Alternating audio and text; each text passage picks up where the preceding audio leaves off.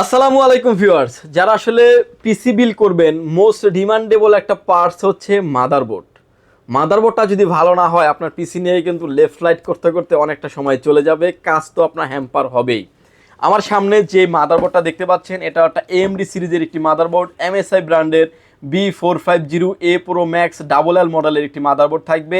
মাদারবোর্ডটা খুবই চমৎকার একটি মাদারবোর্ড, অল্প বাজেটের ভিতরে। এই ভিডিওতে দেখে যে মাদারবোর্ডটি পারচেস করবেন এই মাদারবোর্ডটির প্রাইস থাকবে অনলি ৮,২০০ টাকা, যদিও মার্কেটে এটার প্রাইস চলে ৮,৫০০ টাকার আশেপাশে।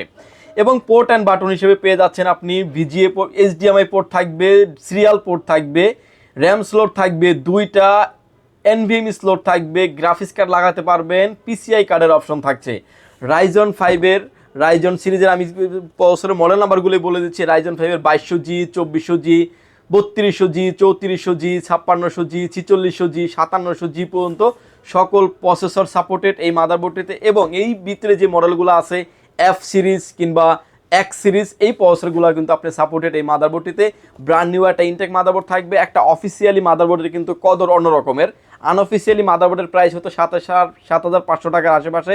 অফিসিয়াল মাদারবোর্ড হওয়ার কারণে কিন্তু প্রাইসটা একটু বেশি, এবং অফিসিয়াল মাদারবোর্ডগুলো কিন্তু এরকমের সিলডালা করাই থাকে।